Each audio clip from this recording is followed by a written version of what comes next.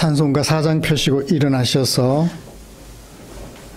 찬송 부르심으로 1월 마지막 주 주일 오전 예배를 하나님 앞에 드리겠습니다.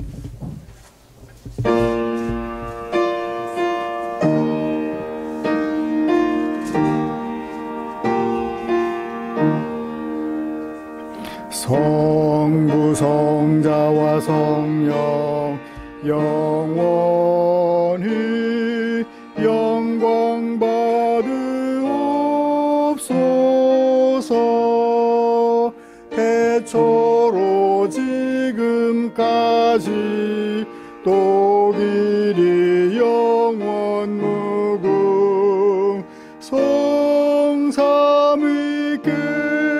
영광. 아멘.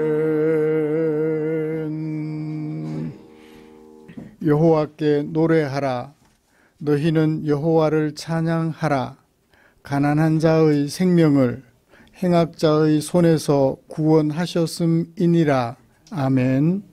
전능하사 천지를 만드신 하나님 아버지를 내가 믿사오며 그 외아들 우리 주 예수 그리스도를 믿사오니 이는 성령으로 잉태하사 동정녀 마리아에게 나시고 본디오 빌라도에게 고난을 받으사 십자가에 못 박혀 죽으시고 장사한 지 사흘 만에 죽은 자 가운데서 하늘에 오르사 전능하신 하나님 우편에 앉아 계시다가 저리로서 산자와 죽은 자를 심판하러 오시리라.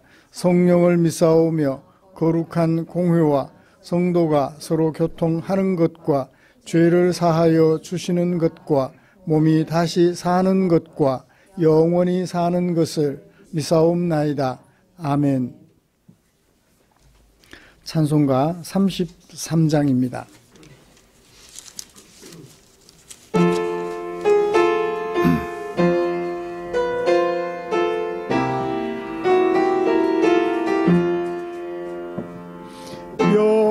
영광스러운 주를 보라.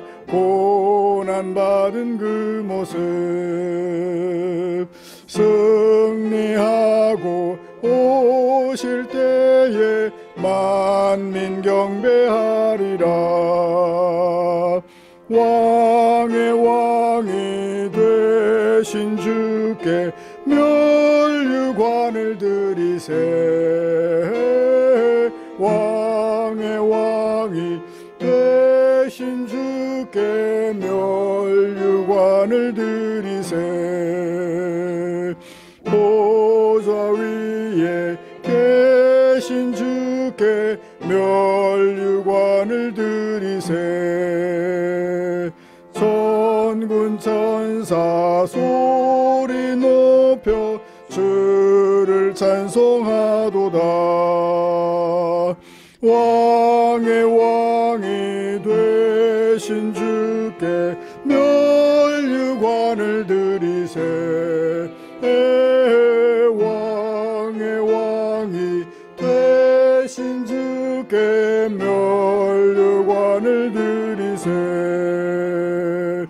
죄인들이 조롱하며 가시관을 씌웠네.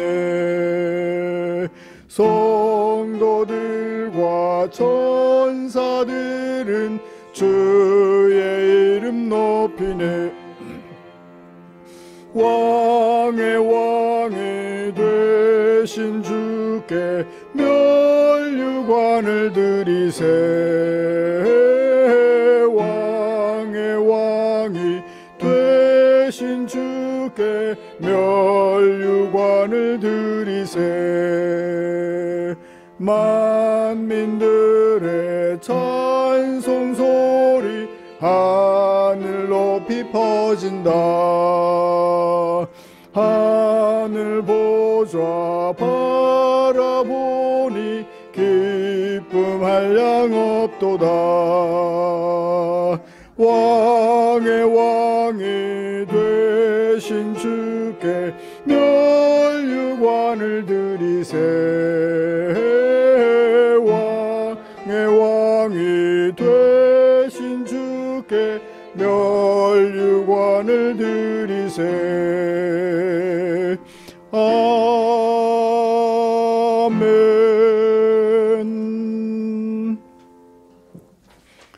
교독문 3번 시편 4편입니다. 주보에 기록된 교독문 함께 교독하겠습니다.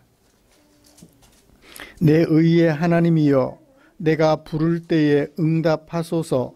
곤란 중에 나를 너그럽게 하셨사오니 인생들아, 어느 때까지 나의 영광을 바꾸어 욕되게 하며 여호와께서 자기를 위하여 경건한 자를 택하신 줄 너희가 알지어다. 너희는 떨며 범죄하지 말지어다. 자리에 누워 심중에 말하고 잠잠할지어다. 여러 사람의 말이 우리에게 선을 보일 자 누구뇨 하오니 주께서 내 마음에 두신 기쁨은 내가 평안히 눕고 자기도 하리니 오직 여호와이시니이다. 아멘. 자리에 앉으셔서 찬송가 284장 함께 부르시겠습니다. 284장입니다.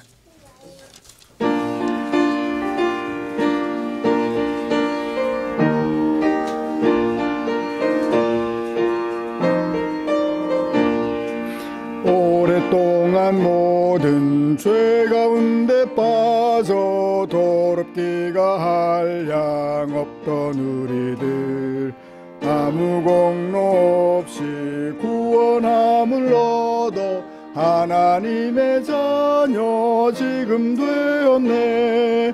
주의 그 사랑 한량 없도다. 찬송할지어다 예수의 공로. 주의 그 사랑 한량 없도다. 찬송할지어다 예수의 공로. 주의 보혈로서 정결하게 씻겨 죄악에서 떠난 몸이 되었고 세상 근심 구름 간 곳 없어지니 하나님의 빛이 지금 주의 그 사랑 한량 없도다. 찬송할지어다 예수의 공로. 주의 그 사랑 한량 없도다. 찬송할지어다 예수의 공로. 죄의 깊은 잠과 뜬 세상의 꿈을 어서 깰지어다 나의 친구여.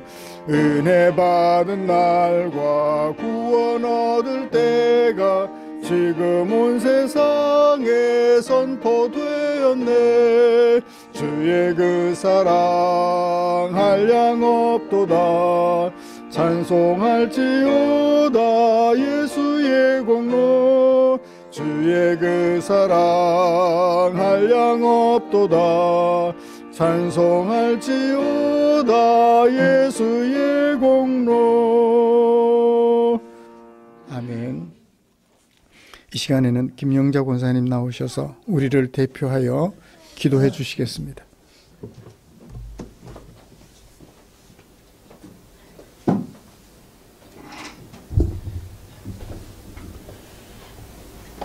우리의 생명의 원천이 되신 아버지 하나님, 우리를 사랑하시되 아버지 하나님 그 생명보다도 더 우리를 사랑하시고 우리를 죄악에서 구원해 주셔 정말 아무 쓸데없는 우리들을 아버지 하나님의 자녀로 삼아주셔 아버지 하나님께서 우리에게 소망과 기쁨과 평안을 주심으로 험난한 이 세상에서 우리들 하나님의 영광 위에서 살게 해주신 아버지 앞에 진심으로 고맙고 감사합니다. 아버지 하나님, 우리들은 아무것도 모르니 아버지 하나님께서 아버지 말씀으로서 성령께서 모든 걸 가르쳐 주시지 아니하시고 인도해 주시지 아니하시면 우리는 세상에 빠질 수밖에 없고 혹시나 아버지 입에 죄질 수밖에 없사오니 아버지 하나님 우리를 무조건 사랑하셔서 아버지 하나님의 자녀로 삼아 주시사오니 아버지 하나님께서 우리들에게 풍성한 말씀을 주시고 성령의 인도함을 따라서 항상 우리가 강하고 단단한 믿음 주셔서 지금 세상은 너무나 혼란스럽고 이래 보면은 두렵고 정말 떨릴 수밖에 없나이다. 그러하나 우리는 하나님의 자녀이며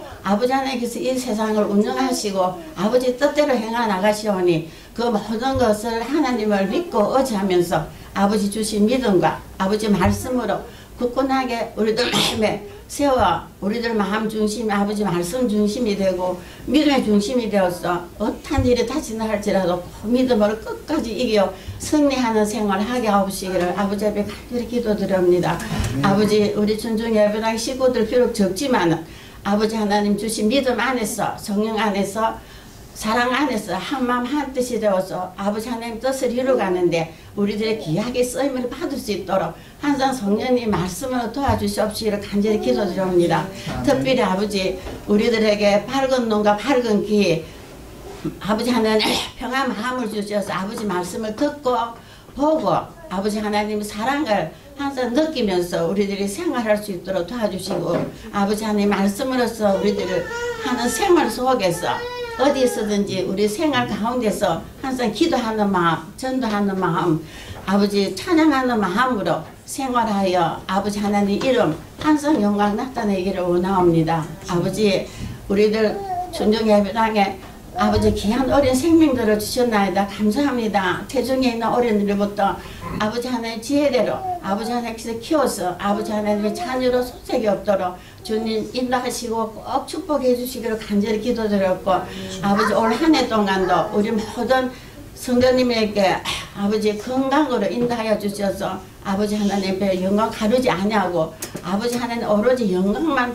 위해서 우리들이 살아갈 수 있도록 꼭 도와주시기를 간절히 기도드렸고 이 시간도 세워 말씀을 주신 우리 목사님 말씀의 능력 주셔서 그 아버지 하나님 전하는 말씀이 꼭 우리의 생명의 양식이 되어요. 그 말씀이 어제하여 아버지 성 살아갈 수 있도록 꼭 도와주시고 특별히 우리 사모님이 항상 건강을 주시옵소서 우리를 위해서 저거 수고하는 그 모든 수고 아버지 하나님께서 만변을 꼭 채워주시기를 간절히 기도드리며 우리들은 이 시간 마음을 모아 아버지 앞에 찬양과 경배 드릴 때에 우리 주님 홀로 영광 받아주시옵시기를 간절히 기도하며 이 모든 말씀 우리를 죄악에서 구원해 주신 예수님의 이름으로 아버지 앞에 감사와 간절한 기도 드려옵나이다. 아멘.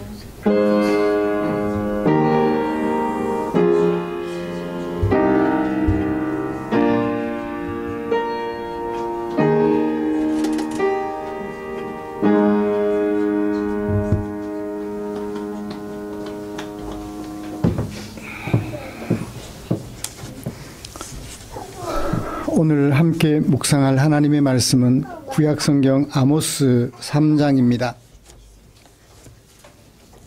1절부터 마지막 15절까지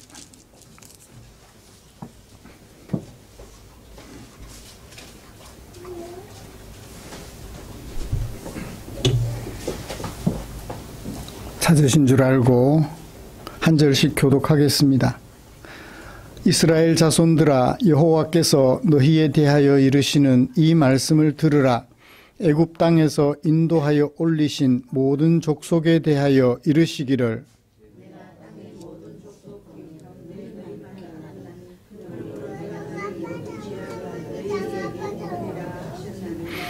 두 사람이 뜻이 같지 않은데 어찌 동행하겠으며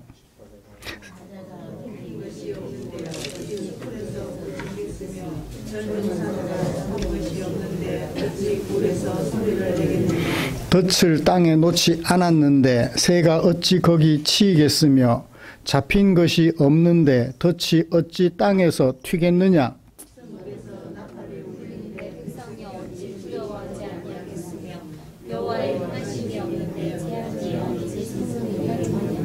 주 여호와께서는 자기의 비밀을 그 종 선지자들에게 보이지 아니하고는 결코 행하심이 없으시리라.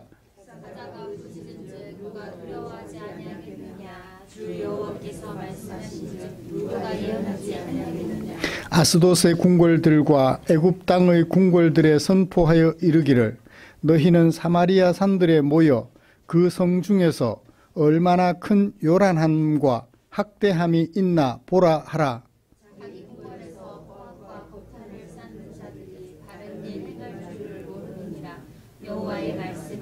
그러므로 주 여호와께서 이와 같이 말씀하시되 이 땅 사면에 대적이 있어 내 힘을 쇠하게 하며 내 궁궐을 약탈하리라. 여호와께서 이와 같이 말씀하시되 목자가 사자임에서 양의 두 다리나 귀 조각을 건져냄과 같이 사마리아에서 침상 모서리에나 그 성의 방석에 앉은 이스라엘 자손도 건져냄을 입으리라.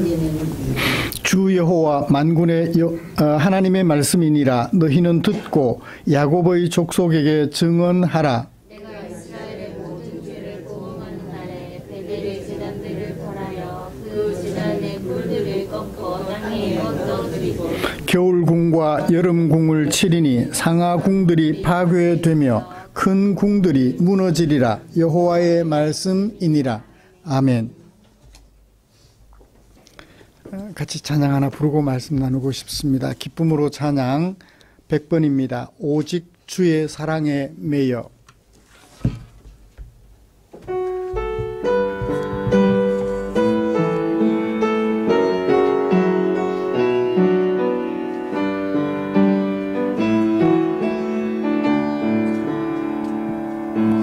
오직 주의 사랑에 매여 내 영 기뻐 노래합니다.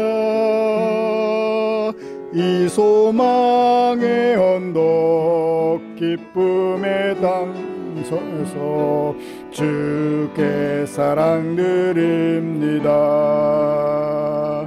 오직 주의 임재 안에 갇혀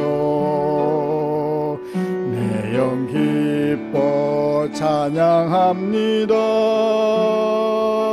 이 소명의 언덕 거룩한 땅에서 주께 경배드립니다. 주께서 주신 모든 은혜 나는 말할 수 없네. 내 영혼 즐거이 주 따르렵니다. 주께 내 삶 드립니다. 한 번 더 하겠습니다. 오직 주의 사랑에 매여 내 영 기뻐 노래합니다. 이 소망의 언덕 기쁨의 땅에서 주께 사랑 드립니다. 오직 주의 임재 안에 갇혀 내 영 기뻐 노래합니다. 이 소명의 언덕 거룩한 땅에서 주께 경배드립니다. 주께서 주신 모든 은혜 나는 말할 수 없네.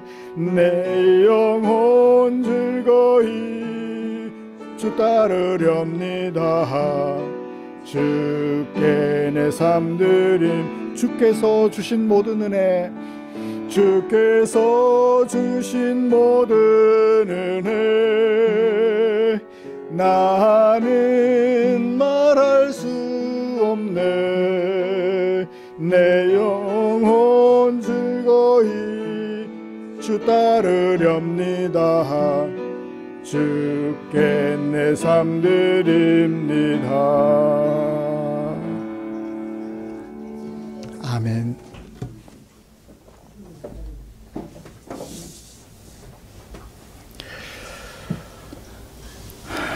우리는 지난주에 아모스 2장 4절부터 16절까지 말씀을 중심으로 유다와 닮은 꼴 이스라엘이 하나님으로부터 받았던 징벌의 성격에 대하여 살펴보았습니다.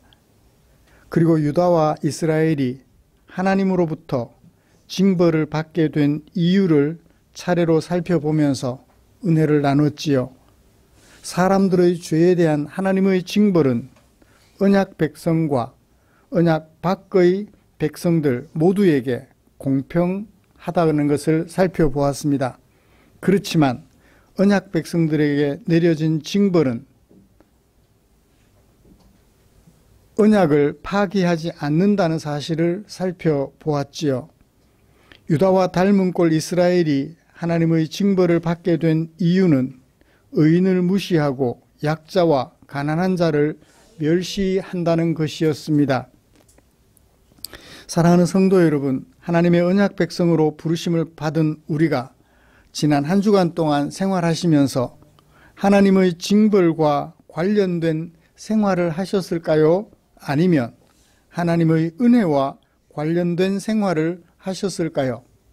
하나님의 은혜와 관련된 생활을 하셨을 것이라고 믿습니다. 이처럼 하나님의 징벌이 아니라 하나님의 은혜와 관련된 생활을 하려는 우리를 위하여 하나님께서는 당신의 마음을 성경에다 담아 주셨지요.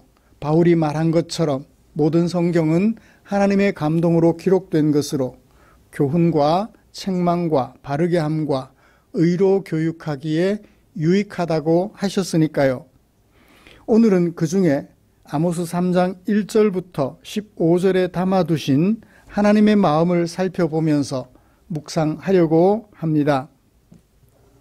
먼저 우리가 함께 교독한 본문이 어떤 내용을 어떤 구조에 담아 소개하고 있는지 정리를 좀 해보고 설교를 진행해 가려고 합니다. 중심 문단은 1절부터 2절까지입니다. 이스라엘아, 내가 너희에게 보응하겠다. 보응하겠다. 무엇에 대하여? 죄에 대하여. 너희들의 죄에 대하여 내가 보응하겠다는 것이 중심 문단이 되겠습니다. 그리고 3절부터 8절까지는 수사적 의문문을 여러 차례 얘기합니다. 이 수사적 의문문이 어떤 역할을 할까요? 같은 뉘앙스를 가진 문장을 반복하지요. 사자가 움킨 것이 있으면 울부짖겠죠? 없으면 수풀에서 부르짖지 않겠죠. 왜? 먹이를 잡지 못했으니까 어떻게 해야 돼요? 살금, 살금, 조용, 조용. 그래야 먹이를 잡죠. 근데 먹이를 잡고 난 후에는 크게 부르짖어야 이제 먹을 것이 생겼다는 거죠. 그러니까 원인이 있어야 결과가 있다라는 얘기를 어디까지? 6절까지 계속해서 합니다. 수사적 의문문을 여러 차례 말씀하시면서 원인이 있어서 결과가 있다. 그러니까 내가 보응하겠다고 하신 다음에 이 말씀하셨으니까 어때요? 뒤에 여러 차례의 수사적 의문문은 어떤 역할을 하나요? 내가 보응하는 것은 타당성이 있다는 거예요. 원인이 있다는 거예요. 그 원인이 있다는 것을 여러 차례, 그렇죠? 덫이 없으면 새가 걸릴 리가 없잖아요. 덫이 있으니까 새가 걸리는 것처럼 원인이 있어야 결과가 있다라는 얘기를 거듭거듭 반복하면서 내가 보응하는 것은 원인이 있다는 거예요.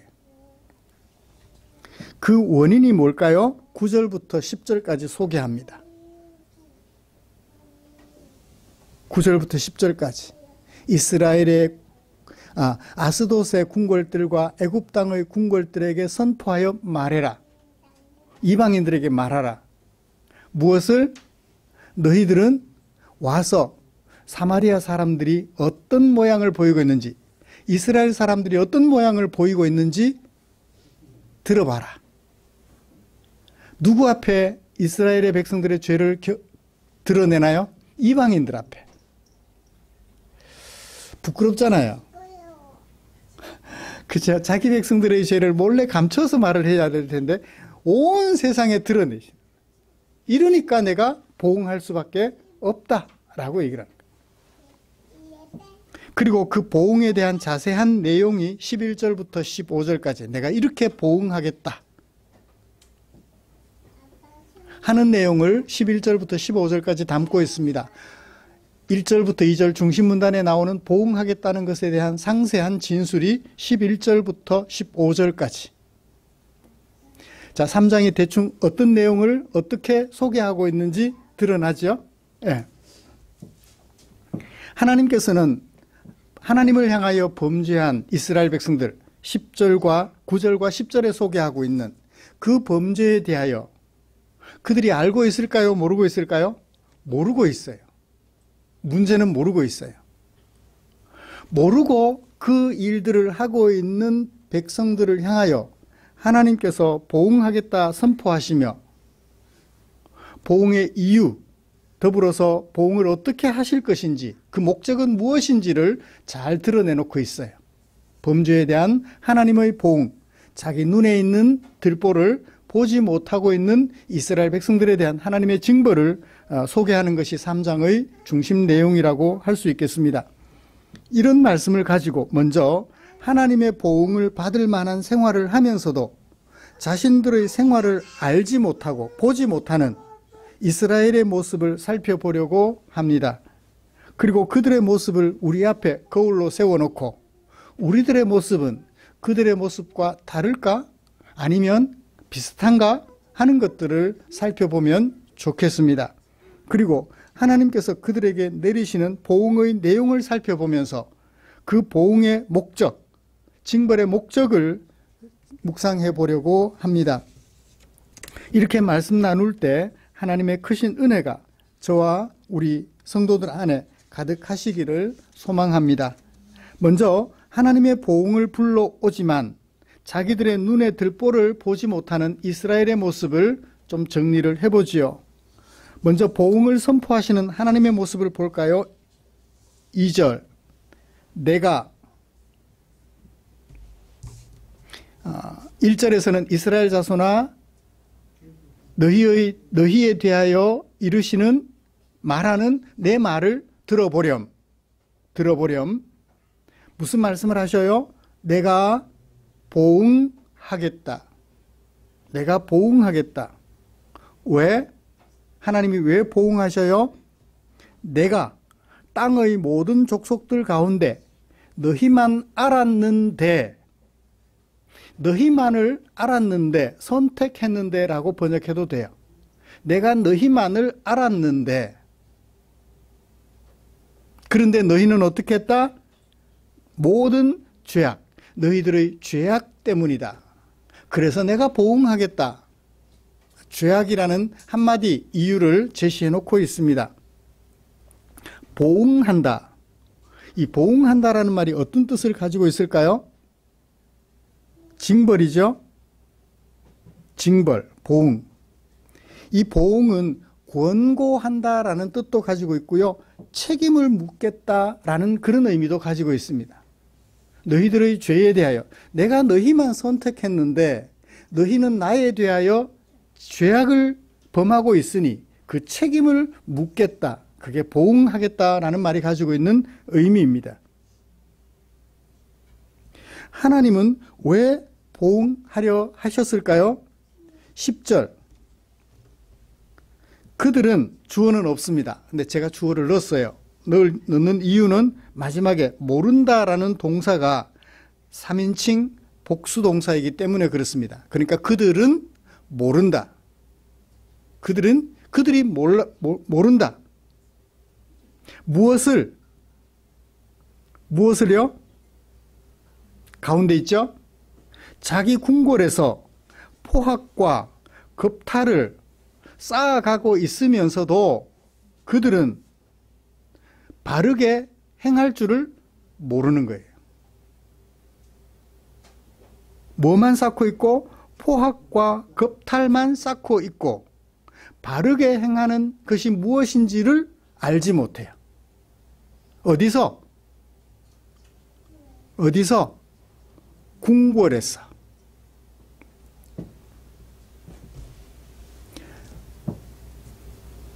지금 이 아모스가 선지자로 활동하고 있는 북이스라엘의 시기가 언제라고요?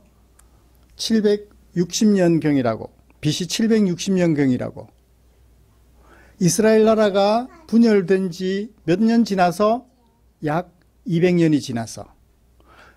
BC 930년에 이스라엘이 두 나라로 나뉩니다. 북쪽의 이스라엘과 남쪽의 유다로. 그렇게 하나님의 은혜로 출애굽한 이스라엘 백성들이 통일왕국을 이루고 있다가 분열을 된 지 200여 년, 분열의 아픔이 아직도 남아있지요. 어쩌면 통일을 다시 이루려고 애썼을지도 모르겠습니다. 그랬는데 그들은 뭐 하고 있어요? 포학과 겁탈을 쌓고 있어요. 어디서? 궁궐에서. 이 궁궐이라는 말을 제가 좀 설명할게요. 약 200여 년이 지났는데, 분열되고 나서 200여 년이 지났는데 북쪽 이스라엘이 지금 어떤 형편이다? 굉장히 행복한 시기다. 정치, 경제, 사회, 문화적으로 중흥기를 살아가고 있었어요. 그래서 왕족들은 물론이거니와 귀족들까지 세컨하우스, 별장들을 아주 기가 막힌 경치가 있는 곳에 다 세우고 있었어요. 왕들이 그러한 것은 이해하겠는데 귀족들까지. 대체로 경제적으로 풍요하니까 그렇게 세컨하우스까지 지어가며 넉넉하게 생활하고 있었죠. 국가적으로 부족함이 없었습니다. 그러면 풍족하고 넉넉하면 어떻게 해야 되죠? 하나님을 더 감사하고, 하나님께 더 감사하고 하나님을 찬양해야 될 것 같아요. 하나님께서 이렇게 해주셨다라고 생각하면서. 그런데 그들은 그런 구중궁궐에 살면서 그것도 만족 못해서 어떻게 하나요? 포학과 겁탈을 쌓아가고 있어요. 9절에서는 무엇을 쌓아가고 있나요? 요란함과 학대를 쌓아가고 있어요. 네 가지 중요 단어가 있습니다. 명사가 있어요. 요란함과 학대, 포학과 겁탈. 요란함과 학대는 어디? 성중에서. 포학과 겁탈은 자기 궁궐에서. 나라가 경제적으로 풍요하니까 국방도 튼튼하겠죠. 국방이 튼튼한 그 튼튼한 속에서 요란함과 학대함이 있더라. 국가의 국방력이 튼튼하면 그 안에 공평과 정의가 흘러야 될 것 같은데, 튼튼한 국방에 비해서 내부적으로는 요란함과 학대가 있더라. 이 네 가지 그들의 죄악을 조금 더 소개해 드리겠습니다. 요란함이란 소란과 파멸, 공포를 말하는데요. 이 말로는 법치를 말하지만 법과 질서가 파괴된 무법천지의 세상을 요란함이라고 표현해요. 법이 세상을 지배하는 것 같은데 말은 그렇게 하는데 실제로는 법이 무너져버린 세상. 무법천지라고 말을 하죠. 우리식으로 표현하면. 국방이 튼튼하면 그 속에서 법이 잘 집행이 되어야 되는데 튼튼한 국방에 비해서 내부로는 무법천지의 세상이 이루어지고 있었다는 거예요. 그 다음에 학대라는 말은 아슈크라고 하는데 억압 또는 압제, 그런 뜻을 가지고 있습니다. 사회적으로 또는 정치적으로 또는 경제적으로 약자이거나 또는 노동자들에 대한 멸시와 천대를 말해요. 억압, 홀대, 압제. 정치, 사회, 경제적으로 약자를 멸시하고 천대하는 것, 이것을 억압이라고 얘기를 해요.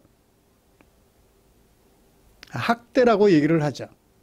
힘 있는 자들이 힘 없는 자들에 대하여 홀대하고 멸시, 천대하는 것입니다. 어떤 면에서는 그 사람의 신분이나 직업 같은 것들이 또는 신체의 장애 정도 등을 가지고 멸시를 하죠. 교회 안에 휠체어를 타고 오시는 분들이 계시면 교회는 뭘 설치해야 돼요? 리프트를 설치하거나 계단이 아니라 경사로를 설치해야 되죠. 그런데 그런 사람들이 오면 불편해요. 그럼 어떻게 해요? 불편하게 만들면 돼요. 리프트를 만들지 않아요. 경사로를 만들지 않고 오히려 더 높은 계단을 만들어요. 이것은 아무런 생각이 없는 것 같지만 사실은 사회적 약자들을 멸시하는 거라고요. 경사로를 만드는데 아주 가파르게 만들어 놓으면 땅 효과적으로 사용하겠다고 아주 가파르게 만들어 놓으면 만들어 놓으나 마나죠. 멸시와 천대가 오늘날에도 여전히 자리하고 있는 것을 봅니다. 요란함과 학대, 그 다음에 포학이란 말을 보죠. 포학과 겁탈. 포학이 뭐냐 하면 포학은 불법과 폭력을 말해요. 풍요로우면 폭력이 없을 것 같은데 풍요로우면 폭력이 더 많아지는 것 같습니다. 그 다음에 겁탈은요, 강포함으로 인하여 남의 것을 멸망에 이르게 하고 그것을 내가 차지하는 것, 그걸 겁탈이라고 말을 해요. 이런 포학과 겁탈은 약자들을 망하게 하는 것 같고 약자들을 없애는 것 같지만 결국 그 약자들이 망하면 내가 망하는 거라고요.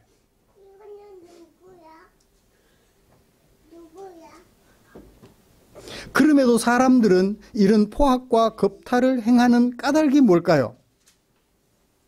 왜 그럴까요? 내가 망하는 길임을 알면서 그들을 망하게 해버리면 내가 망하게 되는 것인 줄 알면서 왜 그렇게 행할까요? 잠언 저자인 솔로몬은 이렇게 말합니다. 악인의 강포는 자기를 결국 소멸시키는데 악인의 강포는 자기를 살리는 것이 아니라 자기를 소멸시키는데 왜냐하면 정의 행하는 것을 싫어하기 때문이다. 잠언 21장 7절에서 그렇게 얘기를 합니다. 정의 행하는 것이 싫어서 그냥 습관처럼 강포를 행하는 거죠. 하나님의 보응을 초래할 이런 포학과 겁탈, 요란함과 학대가 어떻게 되어가고 있다? 켜켜이 쌓여가고 있다. 그런데 그들은 안다 모른다? 3장 10절 그들은 모른다. 제가 오늘 제목을 이 10절에 근거하여 잡아보았어요. 제 눈에 있는 들보를 보지 못하는 이스라엘. 그렇게 켜켜이 쌓아가고 있으면서도 자신들이 뭘 하고 있는지 모르는 거예요. 문제는.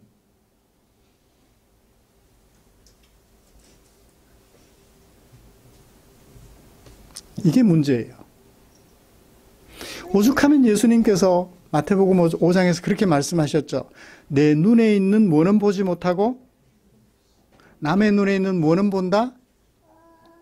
내 눈에 있는 들보를 뽑고 나서야 남의 눈에 있는 티를 뽑아주려고 하라라고 얘기를 하고 있어요. 사람들이 제 눈에 있는 들보를 보지 못해요. 몰라요. 이유는 내 안에 있으니까. 밖에 있는 것은 내 눈으로 보이는데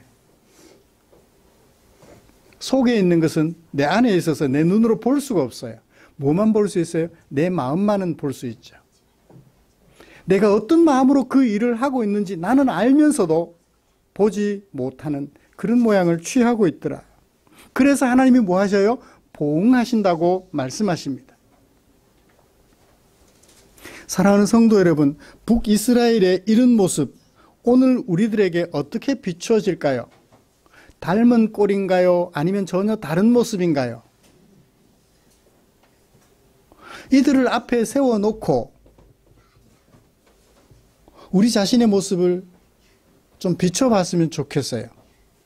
마치 내 모습을 보는 것 같지는 않나요? 그렇지 않을 것이라고 확신합니다. 왜? 우리 성도님들의 마음을 아니까요.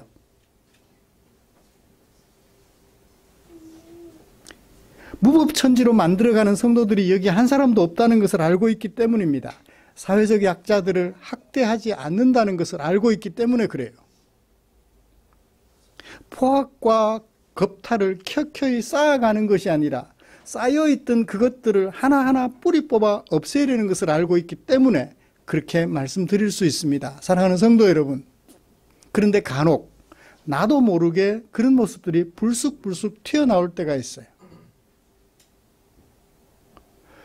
사회적 약자들을 비하하는 말을 할 때가 있고요. 저 사람들은 왜 저럴까라고 원망하고 질시할 때가 있으니까요. 그런 모습들을 자세히 살펴 모르는 사람이 아니라 아는 사람이 되었으면 좋겠어요. 나도 그렇구나 하는 것을 알았으면 좋겠어요. 모르는 사람이 아니라 아는 사람. 깨끗한 사람보다는 어떤 사람? 아는 사람이 중요해요. 내가 이런 일들을 자주 실수하고 있구나 아는 사람이 중요하다고요. 나는 깨끗해. 무서워요. 무서워요. 무서운 사람이 되기보다는 나도 그런 점들이 있어 라고 아는 성도들이 되시기를 주님의 이름으로 축복합니다. 모르는 사람이 아니라 아는 사람. 나의 눈 속에 내 마음 속에 들보가 있다는 것을 아는 사람. 그래서 그것을 뿌리 뽑기 위하여 힘쓰고 애쓰는 사람. 그런 사람이 하나님의 언약 백성의 모습인 것 같아요. 이제 하나님의 보응의 내용을 좀 살펴볼까요? 어떤 보응하실까요? 그리고 그 보응의 목적은 무엇일까요? 보응의 내용을 볼까요? 첫 번째는 11절 주 여호와께서 이와 같이 말씀하셨다. 12절 여호와께서 이와 같이 말씀하셨다. 차례대로 보응의 내용을 소개하고 있습니다. 첫 번째 보응, 대적이 너의 땅을 에워싸고 어떻게 하겠다? 내 힘을 쇠하게 하겠다. 이 힘이라고 번역된 것은 성벽이라는 뜻도 있어요. 지금 좀 전에 제가 뭐라고 말했나요? 경제적으로 뿐만 아니라 국방으로도 북이스라엘이 견고했다 그랬죠. 성곽이 튼튼했다는 얘기는 국방이 대단했다는 것입니다. 그 성벽이 허물어지게 하며 성벽 안에 뭐가 있어요? 궁궐들이 있잖아요. 국방이 튼튼하면 그 속에 있는 것까지 궁궐들까지 약탈당할 거다. 약탈하겠다. 누가? 대적들이. 네가 견고하다고 생각했던 그 성벽들을 허물어버리고 네가 세컨하우스로 만들고 있던 그런 것들까지 다 어떻게 하겠다? 약탈해 가게 만들겠다. 이건 뭐와 관계 있나요? 그 사람이 그동안 쌓아 올렸던 외적인 요소들이에요. 그죠? 넉넉한 또 남의 것을 약탈하고 겁탈해서 쌓아 올린 것들로 만들어 놓은 외적인 화려한 모습들이에요. 그걸 다 빼앗아가게 하겠다라고 얘기를 하는 거죠. 이 말씀은 언제 이루어졌나요? 아시리아가 북왕국 이스라엘을 침략하여 멸망시킨 BC 722년, 이 말씀이 선포된 때로부터 몇 년이 지나서? 40년이 지나서. 실제로 그렇게 됐어요. 하나님께서 보응하셨던 것이지요. 두 번째로 볼까요? 12절. 목자가 사자 입에서 양의 두 다리나 귀 조각 건져내는 것처럼 사마리아에서 침상 모서리에나 걸상의 방석에 앉은 이스라엘 자손도 건져냄을 입으리라. 무슨 말이죠? 사자가 내가 기르는 양을 잡아갔어요. 그러면 목자는 어떻게 해야 돼요? 빨리 쫓아가서 사자의 입을 벌리고 양을 그대로 산채로 빼앗아내야 되잖아요. 그런데 어떻게 됐어요? 앞다리, 양 다리 2개 하고 귀 한쪽 다 사자가 먹어버린 거예요. 그것처럼 사마리아에서 이스라엘 백성들도 어떻게 된다? 침상 모서리에나 걸상의 방석에 앉은 이스라엘 자손도 건져냄을 받는다. 무슨 말이에요? 앞에 비유를 생각해 보면 뒤에 말의 의미를 알겠어요. 그죠? 자, 침상에는 모두 앉으면 몇 명이 앉을 수 있어요? 침대에? 예를 들어서 뭐 한 10명 정도 앉을 수 있을까요? 그러면 모서리에 앉는 사람은 모두 합하면 몇 명? 4명. 10명 중에 4명. 20명이 앉는다면 20명 중에 4명. 그 다음에 걸상의 방석에 앉는 사람.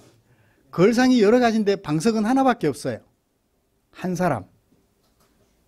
그러니까 다수의 이스라엘 백성들이 죽고 겨우 몇몇 사람만 살아남는다라는 얘기를 앞에 비유에서 찾아낼 수 있죠. 그러니까 인적 손실. 자, 앞에는 재산적 손실. 국가의 방어적 손실. 국가의 성벽과 궁궐들. 그러니까 경제적 손실이라면 여기는 인적 손실이 일어날 거다. 그 다음 볼까요? 세 번째, 13절, 14절. 애굽 족속에게 증언해라. 애굽 족속은 어떤 족속들이에요? 하나님께서 이스라엘 백성들을 그 땅에서 건져내셨잖아요. 그러면 애굽 땅을 이기고 건져냈는데 애굽 사람들 입장에서는 하나님이 대단하다 생각했는데 그 애굽 족속들에게 말해라. 뭐라고? 내가 하나님이 이스라엘의 모든 죄를 보응하는 그날에 베델의 제단들을 벌하고 그 제단들의 뿔들이 꺾이게 될 거다. 그래서 그 제단들의 뿔들이 땅에 떨어지게 될 거라고 애굽 사람들에게 말하렴. 하나님이 애굽에서 이스라엘을 건져내셨는데 그 하나님이 이스라엘을 묵사발 만들겠다는 거예요. 그걸 누구한테 말해라? 애굽 사람들에게 말해라.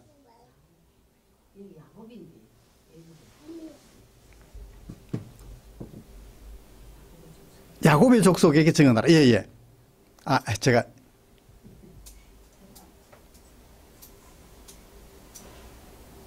예. 예. 야곱에게, 애굽이 아니라 야곱 족속, 이스라엘에게 말해라. 이렇게 될 거라고. 이건 뭐예요? 앞에는 경제적 손실, 그 다음에 인적 손실, 그 다음에 그동안 숭배해왔던 우상들, 그동안 기댔던 우상들이 다 회파될 거다라고 얘기를 하는 거죠. 지적해 주셔서 감사합니다. 말이 잘못 나왔어요. 아니요, 제가 뻐끔이 나오다. 예. 마지막 네 번째, 15절. 내가 겨울 궁과 여름 궁을 치리니 상하궁들이 파괴되고 큰 궁들이 무너질 거다. 이 세컨하우스가 몇 개예요? 겨울에 가는 세컨하우스, 여름에 가는 세컨하우스가 따로 있어요.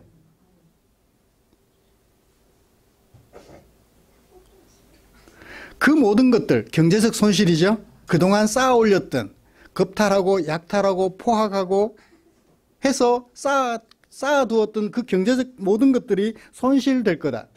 그러니까 첫 번째와 네 번째는 동일합니다. 그죠? 대칭을 이루어요. 가운데는 겨우 인적 손실, 겨우 살아남을 거다. 우상도 없앨 것이다. 자, 징벌 보응 내용을 살펴봤습니다. 이렇게 보응하시는 목적은 뭔가요? 이스라엘 백성들을 진멸시키는 게 목적이에요? 그들에게서 우상을 제거하는 것이 목적이에요? 그렇죠. 우리는 이것을 마음에 새겨야 할 것입니다. 하나님께서 자기 언약 백성들을 징벌하시는 목적은 언약 백성에서 잘라버리기 위함이 아니라 그들에게서 하나님이 아닌 우상을 솎아내버리려고, 그래서 뭐만 하려고? 하나님만 섬기게 하시려고 그들을 징벌하셨다는 거예요. 여기서 우리는 하나님의 간절한 소원을 짐작해 볼 수 있습니다. 14절을 조금만 더 살펴보고 결론을 내릴게요. 베델의 제단들을 벌한다. 베델에 무슨 제단이 있어요? 분열되면서 나라가 남쪽 유다와 북쪽 이스라엘로 분열되면서 북쪽 이스라엘의 왕 여로보암 1세가 남쪽으로 절기마다 남쪽 예루살렘에, 성전이 있는 예루살렘으로 내려갔던 백성들이 자주자주 안 돌아오니까 어떻게 했어요? 자기 백성들을 붙들기 위해서 남쪽 국경 베델과 북쪽 국경 다한에다가 금송아지 하나님을 만들어요. 이 금송아지를 만들어 놓고 이것이 하나님이니까 굳이 예루살렘까지 내려갈 필요가 없어. 그 베델의 제단들을 어떻게 한다? 벌하신다. 제단의 뿔들을 꺾어버리신다. 제단의 뿔은 어떤 역할을 해요? 제단의 뿔 하면 누가 생각나나요? 요압 장군이 생각나죠. 압살롬, 다윗의 아들 압살롬이 아버지에게 반역을 일으킨 후에 이제 왕권이 어떻게 누구에게 갈 거냐? 다윗의 아들들 중에 누가 왕이 될 거냐? 결국 누가 왕이 됐어요? 솔로몬이 왕이 됐잖아요. 솔로몬이 왕이 되기 전 누가 왕이 될 거냐를 가지고 갈등이 있었어요. 아들들 간에. 압살롬이 첫 번째 쿠데타를 일으켰다가 압살롬이 죽음당했어요. 누구에 의해서? 다윗의 장군 요압에 의해서. 그러면 압살롬이 쿠데타를 일으켰 자기 손으로 죽였잖아요. 나중에. 처음에는 안 죽였어요. 살렸는데 나중엔 죽여요. 그랬으면 쿠데타 일으키는 것 도와줘야 돼? 안 도와줘야 돼? 경험상. 안 도와줘야 되잖아요. 순리대로 되게 만들어야 되잖아요. 그런데 다윗의 넷째 아들 아도니아와 손잡고 제사장 아비아달과 손잡고 아도니아를 왕으로 세우려고 해요. 그때 솔로몬이 이 요압 장군을 처형합니다. 쿠데타를 일으켰다가 처형당하는데 어떤 과정을 거치느냐 하면 요압이 성전에 가요. 그리고 그 성전 뿔을 잡고 나는 못 나간다. 여기서 못 나간다. 죽어도 여기서 죽는다 그래요. 여기서 죽어? 그럼 죽어. 그리고 그냥 솔로몬이 장군을 시켜서 처형해요. 그러니까 제단 뿔은 뭐 하는 곳? 피신하여 생명을 구하는 곳, 의지할 만한 곳, 그런 정도로 인식이 되었어요. 근데 그 제단 뿔조차도 어떻게 해요? 땅에 떨어뜨려져 버린다. 기댈 곳이 없어진다는 얘기예요. 누구만 기대라? 하나님만 기대라는 거예요. 결국 하나님께서 이스라엘을 보응하시는 목적은 그들을 언약 백성에서 잘라버려 없애버리기 위함이 아니라 징벌하여 하나님을 의지하는 사람들이 되게 하시려고 징벌을 하시더라는 거예요. 그런 면에서 볼 때 하나님의 백성들에게 하나님의 징벌은 가치가 있는 것이다, 없는 것이다? 가치가 있는 것이다. 뭐 받을 때는 아프지만 징벌 받을 동안은 아프지만 그것은 하나님의 나에 대한 사랑의 징표다 라는 것을 짐작해 볼 수 있을 것 같아요. 말씀을 마치겠습니다.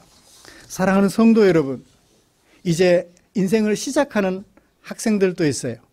인생을 마감해야 될 어른들도 이 자리에 앉아 계십니다.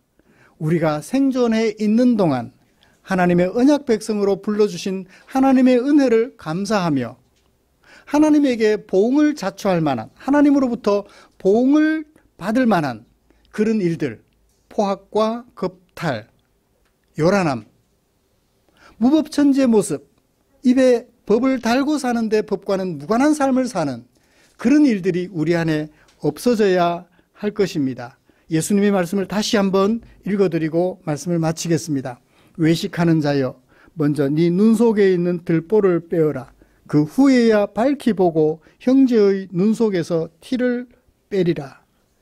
내 눈 속에 있는 들보를 발견하고 그것은 뽑아버려야 될 것이라는 것을 아는 저와 여러분들 되시기를 주님의 이름으로 축복합니다.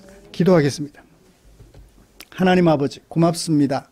우리에게 향한 당신의 사랑, 말씀 속에 담겨져 있었습니다. 우리를 얼마나 사랑하기에 무관심의 대상이 아니라 징벌을 통한 하나님의 관심의 대상으로 자리 잡고 있었던 이스라엘의 모습을 살펴보면서 그것이 바로 내 모습이라는 것을 살펴보았습니다. 하나님 아버지, 나를 사랑하여 징벌하시는 하나님의 마음속에 담아 돌아갈 수 있도록 은혜 내려 주시옵소서. 예수님의 이름으로 기도드립니다. 아멘.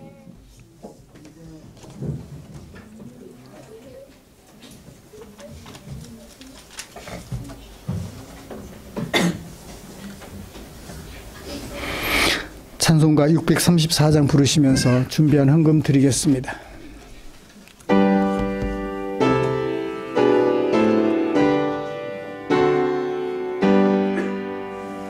모든 것이 주께로부터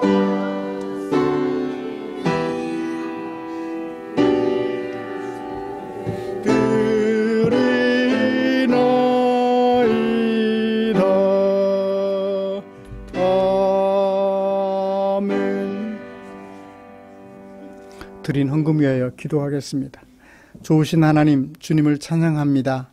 감사합니다. 우리에게 베푸신 그 은혜가 감사하여 내게 사용하라고 맡겨주신 물질 가운데 얼마를,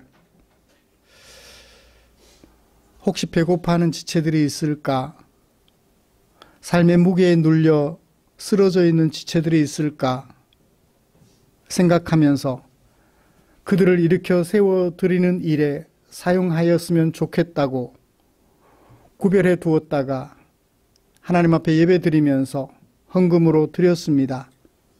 사랑하는 주님, 하나님의 은혜를 감사하고 하나님의 말씀에 순종하려는 성도들의 그 마음이 여기 이 헌금함에 담겨 있습니다. 주님, 당신의 백성들을 굽어 살피시고 그 마음을 당신의 향기로 받아 주시옵소서. 축사해 주시기를 원합니다. 주께서 이 물질을 축사하시면 사용되는 그곳에서 하나님의 영광이 드러나며 성도들의 사랑이 증거될 것이니 우리 주님 축사해 주시옵소서. 예수님의 이름으로 기도드립니다. 아멘.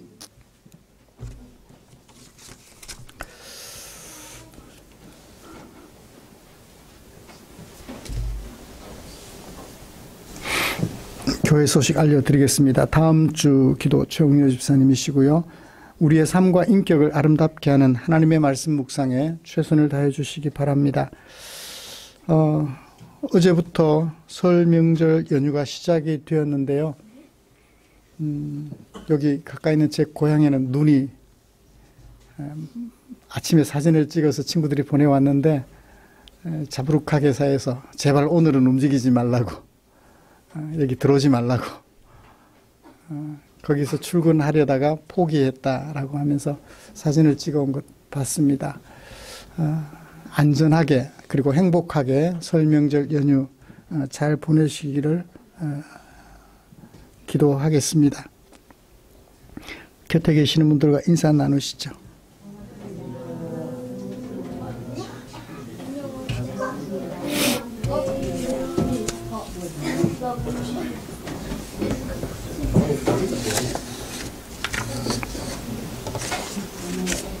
태중의 아가가 엄마가 반주하는 피아노 소리를 듣고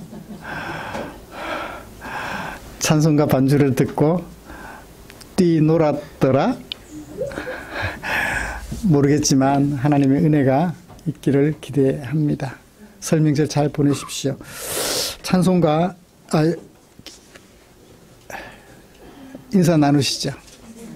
나눴어요.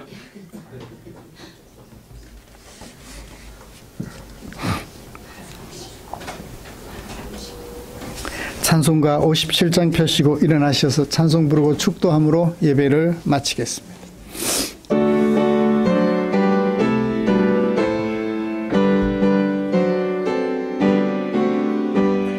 오늘 주신 말씀에 새 힘 얻어서 세상으로 나가서 살아갈 때에 나 혼자 힘으로 늘 부족하오니 주여 나를 도우사 승리하게 하소서. 아멘. 기도하겠습니다. 우리 구주 예수 그리스도의 은혜와 하나님 아버지의 지극하신 사랑하심과 성령 하나님의 인도하시고 위로 충만, 교통 격려하시는 은혜가 이제 하나님에게 보응을 받을 만큼 불의를 행하면서도 자신의 행위를 알아채지 못하고 몰랐던 이스라엘 백성들의 그 모습을 기억하며 자기 눈에 있는 들보를 보지 못했던 이스라엘을 기억하며 내 눈에 있는 들보를 살펴 뽑아내기 위하여, 그래서 하나님의 보응에서 멀어지고 하나님의 자비에 더욱 가까워지기를 다짐하며 예배를 마치는 모든 지체들 위에 지금부터 영원토록 함께 계시기를 축원하옵나이다. 아멘.